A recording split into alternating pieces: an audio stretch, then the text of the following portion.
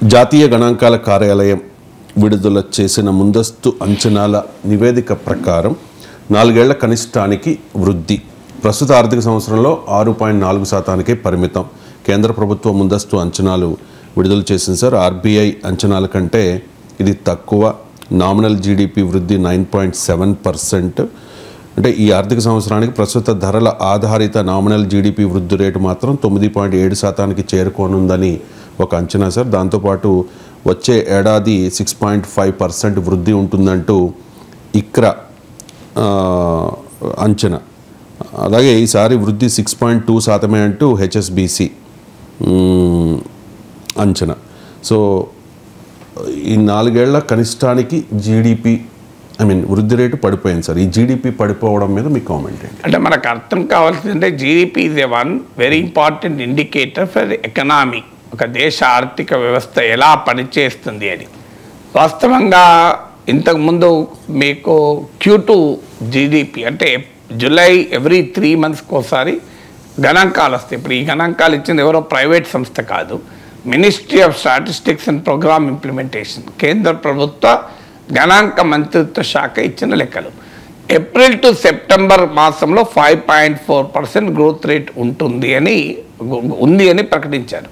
So అప్పటి నుంచి చర్చ నడుస్తుంది. ఇండియన్ ఎకానమీ స్లో డౌన్, ఇది కేవలం ఒక Q2 పరిస్థితి, అసలు ఇది జనరల్ ట్రెండ్గా ఉందా అని ప్రభుత్వం ఇప్పటిదాకా వాదించింది ఏంటంటే ఇది ట్రాన్సియంట్ ఫినామినా, ఇది తాత్కాలికమైన పరిణామమే, మళ్ళీ పుంజుకుంటుంది అని అన్నారు. కానీ ఇప్పుడు ఫుల్ ఇయర్ కాను ఫస్ట్ అడ్వాన్స్డ్ ఎస్టిమేట్స్ అంటారు. సో ఈ ఫస్ట్ అడ్వాన్స్ ఎస్టిమేట్స్ ఇప్పుడు ఇచ్చారు. సెకండ్ అడ్వాన్స్ ఎస్టిమేట్స్ ఫిబ్రవరిలో వస్తాయి. ఎందుకు అడ్వాన్స్ ఎస్టిమేట్స్ అని ఎందుకు అంటారు అంటే ఈ ఫైనాన్షియల్ ఇయర్ 2024-25 ఇంకా పూర్తి కాలేదు, ఇంకా 3 నెలల టైం ఉంది మనకు. అంటే డిసెంబర్ వరకు మాత్రమే ఈ గణాంకాలు. అంటే ఈ 9 నెలల ఎకానమిక్ పర్ఫార్మెన్స్ ఆధారంగా 12 నెలలకు అంచనా వేసి ఎస్టిమేట్స్ ఇస్తారు. అందుకే వీటిని ఎస్టిమేట్స్ అంటారు. సో ఫిబ్రవరికి వచ్చే వరకు సెకండ్ అడ్వాన్స్ ఎస్టిమేట్స్ ఇస్తారు. ఫిబ్రవరిలో వచ్చేవి కూడా ఫుల్ ఎస్టిమేట్స్ కావు, ఎందుకంటే అప్పటికి ఫైనాన్షియల్ ఇయర్ పూర్తి కాదు. మన దేశంలో financial year April to March కనుక. సో ఇక ప్రొవిజనల్ ఎస్టిమేట్స్ మేలో ఇస్తారు. మేలో అప్పటికి ఫైనాన్షియల్ అయిపోతుంది, గణాంకాలు అందుబాటులో ఉంటాయి కనుక తర్వాత ఫైనల్ ఫిగర్స్ వస్తాయి. ఇది ప్రాసెస్. కానీ ఈ ప్రొవిజనల్ ఈ ఫస్ట్ అడ్వాన్స్ ఎస్టిమేట్స్ అయితే క్లియర్ ఇండికేషన్. ఇప్పుడు మీరు చదివినట్లు మీడియాలో అన్ని పత్రికల్లో వచ్చిన వార్త 6.4% మాత్రమే జీడిపి వృద్ధి రేటు ఉంటుంది అని. సో 6.4% అంటే ఒకటి మీరు చెప్పినట్లు ఆర్బీఐ ఎస్టిమేషన్ ఆఫ్ 6.6% కన్నా తక్కువ. అండ్ ఆ రిజర్వ్ బ్యాంక్ ఆఫ్ ఇండియా 6.6% వృద్ధి రేటు ఉంటుంది అన్నారు. వృద్ధి రేట్ అంటే ఒక జీడిపి వాల్యూ ఏంటంటే total value of goods and services produce in a particular year, దాన్ని గ్రాస్ డొమెస్టిక్ ప్రొడక్ట్ అంటారు. అంటే ఒక ఏడాదిలో ఉత్పత్తి అయిన దేశంలో ఉత్పత్తి అయిన అన్ని వస్తువుల సేవల విలువ మొత్తాన్ని జీడిపి అంటారు. సో లాస్ట్ ఇయర్ జీడిపి ఒక 100 రూపీస్ ఉంటే ఈ ఇయర్ జీడిపి 106 రూపీస్ ఉంటే దాన్ని 6% గ్రోత్ రేట్ అంటారు. సో అందువల్ల ఇప్పుడు ఈ ఫిగర్స్ గ్రోత్ రేట్కి సంబంధించినవి. అంటే లాస్ట్ ఇయర్ 2023-24 ఎకానమీతో పోలిస్తే 2024-25లో ఎకానమీ కేవలం 6.4% మాత్రమే పెరుగుతుంది అని. సో ఇది రియల్ జీడిపి అంటారు. అంటే ఇన్ఫ్లేషన్ తీసేసిన ఫిగర్ అది. నామినల్ జీడిపి అనేది కరెంట్ ప్రైస్ చూస్తారు. ఆ గణాంకాల గందరగోళంలోకి వెళ్ళకుండా సింపుల్గా మనకు అర్థం కావాలంటే దేశ జీడిపి రిజర్వ్ బ్యాంక్ వేసిన అంచనా అయిన 6.6% తక్కువ ఉంది. అంతకు ముందు ఏడాదితో పోలిస్తే భారీగా పతనం. ఇది మనం అండర్లైన్ చేసుకోవాలని అంశం. ఇప్పుడు 2023-24లో 8.2% ఉంటే ఇప్పుడు ఇది 6.4% పడింది. నియర్లీ 2% గ్రోత్ రేట్ పతనం. మనకు జీడిపి పతనము అంటే అర్థం ఏంటి? మన దేశంలో తీవ్రమైన ఎకనామిక్ ఇన్ఈక్వాలిటీస్, ఇన్కమ్ ఇన్ఈక్వాలిటీస్ ఉన్న కంట్రీ ఇది. ఇప్పుడు జీడిపి ఆదాయంలో అదాని ఆదాయము ఉంటుంది, జీడిపి లెక్కల్లో మనకు సామాన్య పౌరుల ఆదాయము ఉంటుంది. ఈ రెండు ఆదాయాల మధ్య చాలా వ్యత్యాసం ఉంటుంది. కానీ జీడిపి క్యాలిక్యులేషన్లకు ఎవరేజ్ వస్తుంది. ఇప్పుడు నేను ఇదివరకు కూడా మీకు చాలాసార్లు చెప్పాను, అదాని ఆదాయం రోజుకు 1600 కోట్లు. కానీ భారతదేశంలో 22 కోట్ల మంది ప్రజలకు రోజువారీ ఆదాయము 375 రూపాయలు. సో ఈ 375 రూపీస్ ఆదాయము ఉన్నవారు 1600 కోట్ల రూపాయల ఆదాయం ఉన్న వాళ్ళకు కూడా ఈ జీడిపిలో భాగమే. అందువల్ల ఇన్ఈక్వాలిటీస్ ఉన్న మనలాంటి దేశంలో జీడిపి ప్రజల జీవన ప్రమాణాన్ని పూర్తిగా సూచించవు. వాస్తవంగా ఇప్పుడు 6.4% అంటే ఈ దేశంలో కోట్లాది మంది ప్రజలకు అంతకు ముందు ఏడాది ఆదాయం కన్నా చాలా తక్కువ ఆదాయం ఉన్నట్టు లెక్క. సో అది ఇక్కడ మనకు అర్థం కావాల్సిన అంశం. తర్వాత 2% డిక్లైన్ కాదు, కోవిడ్ తర్వాత ఇంత తక్కువ స్థాయికి జీడిపి వృద్ధి రేటు పడిపోలే. 4 ఇయర్లో అంటే కోవిడ్ టైం తర్వాత ఈ K shape recovery, V shape recovery, E shape recovery, A shape recovery అని చెప్పారు. ఇప్పుడు ఇది ఏ షేప్ రికవరీ 4 ఏళ్ల కనిష్టానికి పడిపోయింది కోవిడ్ తర్వాత. ఇది అంటే 4 ఇయర్ లోకు పడిపోయింది. అంతకు ముందు ఏడాది 8.2% నుంచి 6.4% పడిపోయింది. రిజర్వ్ బ్యాంక్ అంచనా అయిన 6.6%తో కలిస్తే పడిపోయింది మూడవది. 4వది జీడిపి పడిపోయింది. అంటే జీడిపి తక్కువ వృద్ధి రేటు అంటే కోట్లాది మంది ప్రజలకు వాస్తవంగా అంతకు ముందు ఏడాది వచ్చిన ఆదాయం కూడా రాలేదని లెక్క. ఇక ఇందులో మనకు సెక్టార్స్ ఉంటాయి, అగ్రికల్చర్, ఇండస్ట్రీ అండ్ సర్వీసెస్. సాధారణంగా మన ఎకానమీలో కీలకమైంది సర్వీసెస్ సెక్టార్. అంటే ఎందుకంటే వృద్ధి రేట్లో సగం కన్నా పైగా సర్వీసెస్ సెక్టార్ ఉంటుంది ఇండియన్ ఎకానమీలో. సర్వీసెస్ సెక్టార్ కూడా పడిపోయింది. నార్మల్గా సర్వీసెస్ సెక్టార్ పెరుగుతూ ఉంటుంది, ఈసారి సర్వీసెస్ సెక్టార్ వృద్ధి రేటు కూడా పడిపోయింది. అందులో కూడా అక్రాస్ ఆల్ సెక్టార్స్, మీకు ఉదాహరణకు transport, hotels, communications, real estate, financial services, what not, ఇలా ట్రాన్స్పోర్ట్, ఏదో ఆల్మోస్ట్ ఆల్ సెక్టార్స్లో వృద్ధి రేటు పడిపోయింది. అందువల్ల అక్రాస్ ద బోర్డ్ ఏదో ఒక సెక్టార్ పడిపోయింది దానివల్ల దెబ్బతిన్నది అన్నట్టు కాదు. ఇప్పుడు ఒక మ్యాథమెటిక్స్లో మార్కులు, ఒక హిందీలో మార్కులు తక్కువ వచ్చినాయి కాదు, అన్ని 6 సబ్జెక్టులో మార్కులు తక్కువ వచ్చినాయి, అది ప్రాబ్లం. ఇప్పుడు ఏదైనా ఒక సబ్జెక్టులో మార్కులు తక్కువ వచ్చి కూడా మనం ఫెయిల్ కావచ్చు.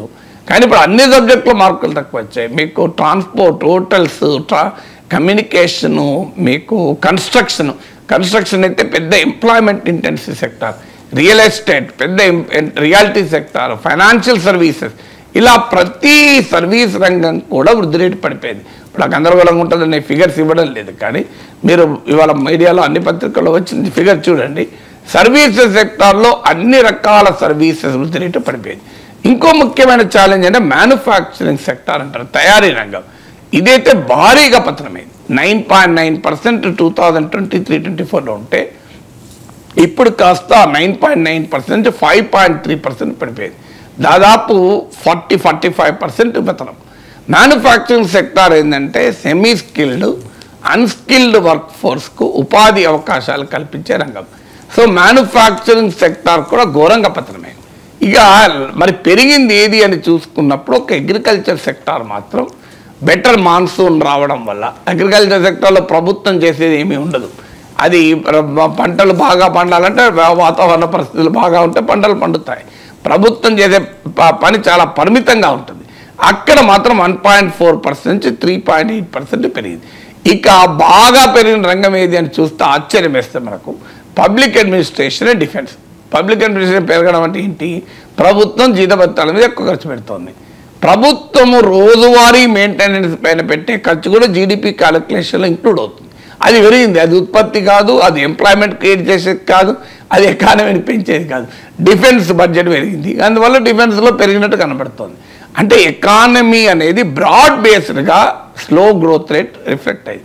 ఎందుకు రిఫ్లెక్ట్ అయింది? దీనికి కారణం ఏంటంటే మనకు గ్రోత్లో కీలకమైంది మెట్రోపాలిటన్ సిటీస్ అనేది ఎకానమీలో చాలా కీలకం.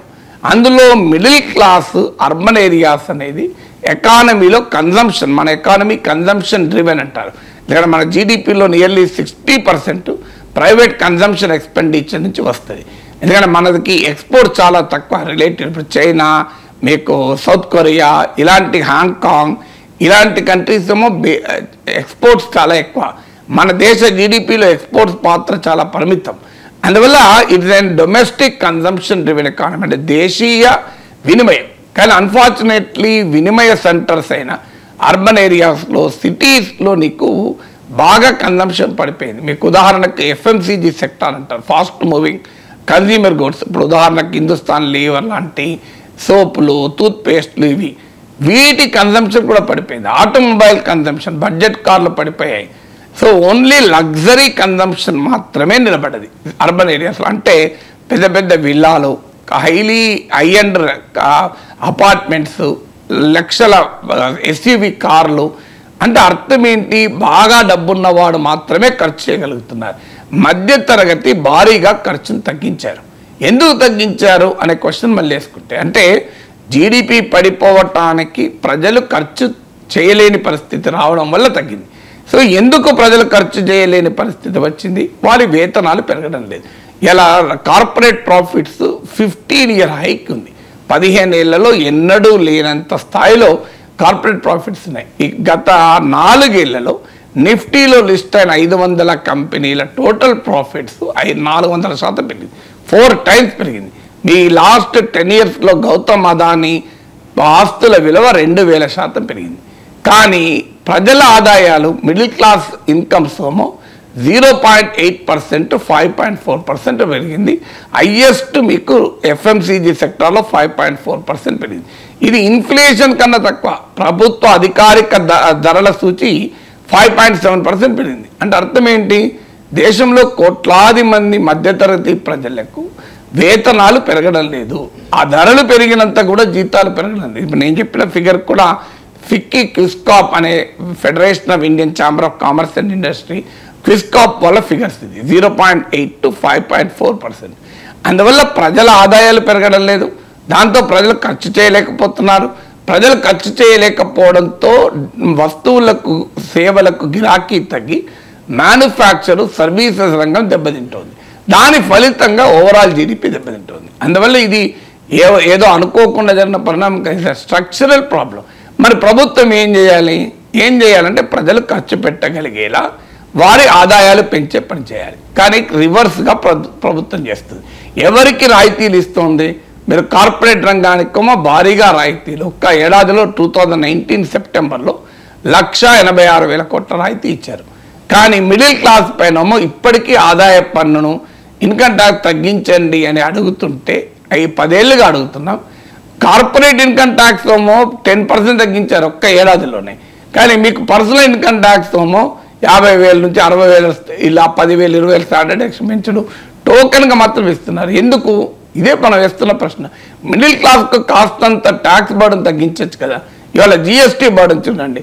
పాప్కార్న్ లాంటి దానిపైన విడిగా అమ్మితే 5%, సాల్ట్ కలిపితే 12%, షుగర్ కలిపితే 18%.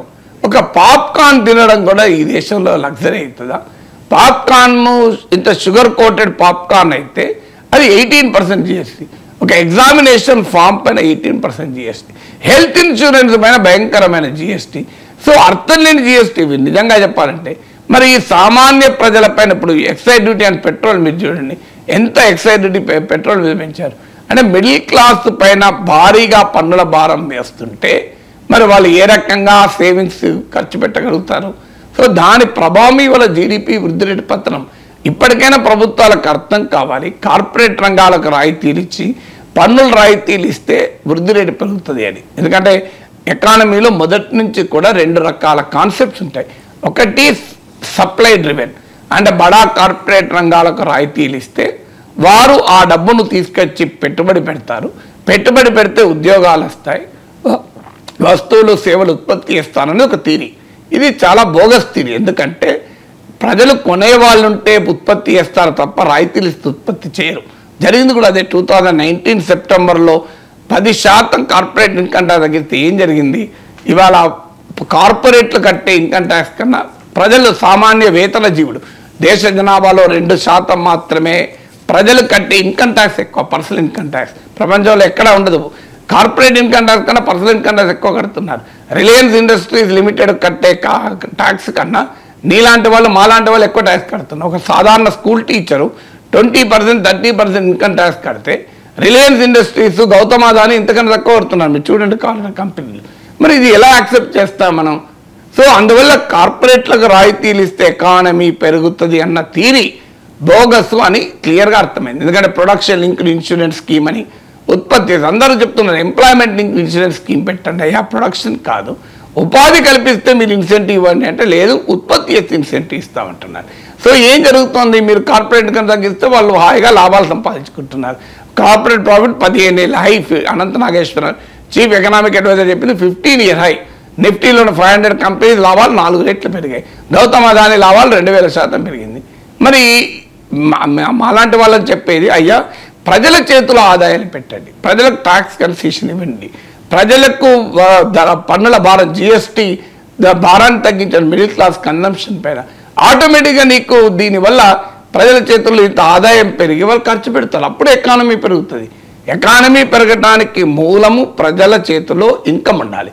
ప్రజల చేతిలో ఆదాయం అంటే ప్రజలు ఖర్చు పెడతారు. మరొకసారి ఈ జీడిపి ఫిగర్స్ ఏం చెప్తున్నాయంటే ప్రభుత్వం ఇప్పటిదాకా అనుసరించిన ఆర్థిక విధాన స్ట్రక్చరల్ వైఫల్యాన్ని చాలా కొట్టవచ్చినట్టు చెప్తుంది. ఇన్ని రాయితీలు ఇచ్చినా మరి ఎందుకు ఎకానమీ పెరుగుతలేదు? Production link insurance scheme, make in India, ఇన్ని చెప్పిన మ్యానుఫ్యాక్చర్ సగానికి సగం పడిపోయింది కదా. ఇంత బెనిఫిట్లు ఇస్తున్నా, రాయితీలు ఇస్తున్నా, ఎందుకు ఇన్వెస్ట్మెంట్ వస్తలేదు? ఎందుకు ప్రొడక్షన్ పెరగడం లేదు? ఎందుకు జీడిపి పెరగడం లేదు? అంటే ఇప్పటికైనా అర్థం చేసుకొని ఈ బడ్జెట్లోనైనా కనీసం మిడిల్ క్లాస్కు గణనీయంగా ఇన్కమ్ ట్యాక్స్ తగ్గిస్తే, సామాన్యుడిపైన జిఎస్టీ భారం తగ్గిస్తే, పెట్రోల్ డీజిల్ పైన ఎక్సైజ్ డ్యూటీ భారం తగ్గిస్తే ప్రజల చేతిలో డబ్బులు ఉంటాయి, వాళ్ళు ఖర్చు పెడతారు. వాళ్ళు ఖర్చు పెడితే ఎకానమీ పెరుగుతుంది. ఇదైనా ఈ ఫిగర్ చూశాకైనా ఫైనాన్స్ మినిస్టర్ కనీసం బడ్జెట్లో తన డైరెక్షన్ మార్చుకుంటూ ఉపయోగం.